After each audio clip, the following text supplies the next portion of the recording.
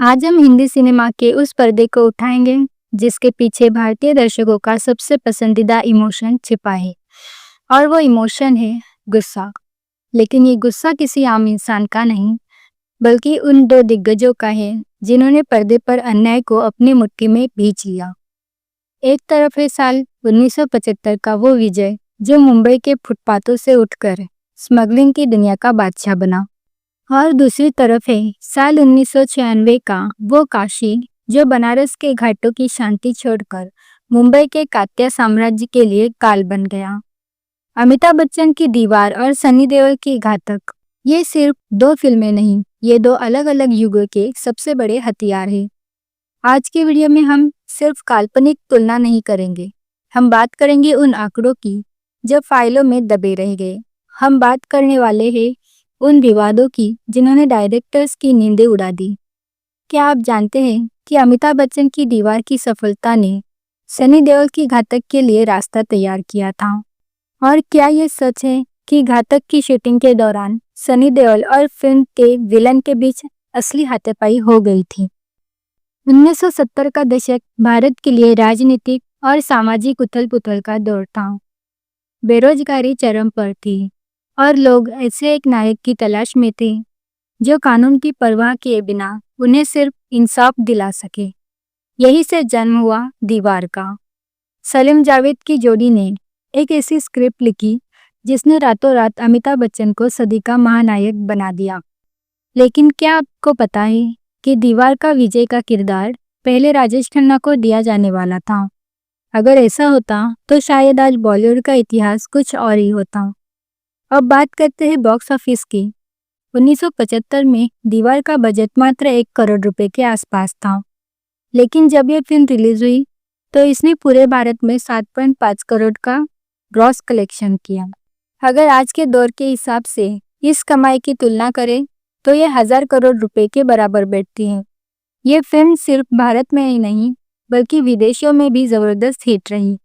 Soviet संघ में इस फिल्म ने जो तहलका मचाया, उसने हॉलीवुड के डायरेक्टर्स को भी सोचने पर मजबूर कर दिया था। दीवार के डायलॉग्स आज भी लोगों को याद है, खासकर वो मंदिर वाला सीन जहां विजय भगवान से कहता है, आज खुश तो बहुत होंगे तुम। ये सीन फिल्म इतिहास का सबसे विवादास्पद और शक्तिशाली सीन माना जाता है, क्योंकि इसने पहली बार पर्दे पर नायक को भगवान के सामने खड़े होकर सवाल पूछते दिखाया था। दीवार के ठीक 21 साल बाद सिनेमा की दुनिया में एक और धमाका हुआ, घातक। राजकुमार संतोषी, जिन्होंने पहले ही सनी देओल के साथ घायल जैसी मास्टरपीस दी थी, अब वो एक ऐसा किरदार गढ़ चुके थे जो अमिताभ के विजय से भी ज्यादा हिंसक और रॉ था। काशी, एक ऐसा लड़का जो अपने बीमार पिता के इलाज के लिए बनारस से मुंबई आता है, लेकिन उसे क्या पता था कि यहाँ उसका सामना कात्या नाम के एक ऐसे विलेन से होगा जिसने पूरे शहर को कुत्ता बना रखा था। घातक के बॉक्स ऑफिस आंकड़ों पर नजर डालें तो यह फिल्म 1996 की दूसरी सबसे बड़ी हिट थी। इसका बजट लगभग 6 करोड़ रुपए था और इसने वर्ल्ड वाइड 27 करोड़ रुपए से भी ज्यादा कमाई की। लेकिन कमाई से ज्यादा इस फिल्म का प्रभाव बहुत बड़ा था। सनी देओल ने इस फिल्म के लिए जो फिजिकल ट्रांसफॉर्मेशन किया था वो उस दौर में किसी भी हीरो के लिए नामुमकिन था। क्या आप जानते हैं कि फिल्म के क्लाइमैक्स में जब सनी देओल लोहे के पिंजरे को तोड़ते हैं तो वो सीन करने के दौरान उनकी पीठ में भयंकर चोट लगी थी, लेकिन सनी पाजी ने शूटिंग नहीं रोकी। यही वो जुनून था जिसने घातक को एक कल्ट फिल्म बना दिया। अब बात करते हैं उस कंट्रोवर्सी की जिसने उस समय की फिल्मी पत्रिकाओं में आग लगा दी थी।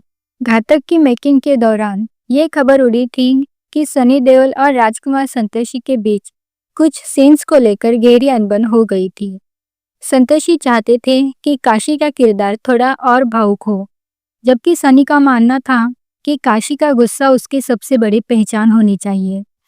इसी दौरान एक बड़े फिल्म क्रिटिक ने लिख दिया था कि सनी देओल केवल चिल्ला सकते हैं, एक्टिंग अमिताभ बच्चन जैसी होनी चाहिए। इसी टिप्पणी ने सनी देओल को इतना आहत किया कि उन्होंने घातक के पिता वाले सीन में जब अमरीश पुरी की मौत होती है, अपनी एक्टिंग से सबका मुंह बंद कर दिया। वही दीवार के समय भी विवाद कम नहीं थे। यश चोपड़ा और सलीम जावेद के बीच क्रेडिट्स को लेकर काफी खींचातान हुई थी। कहा जाता है कि अमिताभ बच्चन ने खुद इस फिल्म के कई डायलॉग्स में बदलाव किए थे ताकि वो उनके एंग्री यंग मैन वाले इमेज पर फिट बैठ सकें। एक और बड़ी सच्चाई ये है कि दीवार के सेट पर शशि कपूर और अमिताभ बच्चन के बीच की बॉन्डिंग तो अच्छी थी, लेकिन सीन के दौरान दोनों एक दूसरे को मात देने के लिए जी जान लगा देते थे। जब हम वर्ल्ड वाइड कलेक्शन की बात करें तो दीवार ने गल्फ कंट्रीज और अफ्रीका में एक अलग ही लेवल का क्रेज पैदा किया था। वहाँ के लोगों के लिए अमिताभ का विजय उनके अपने संघर्ष का प्रतीक बन गया था।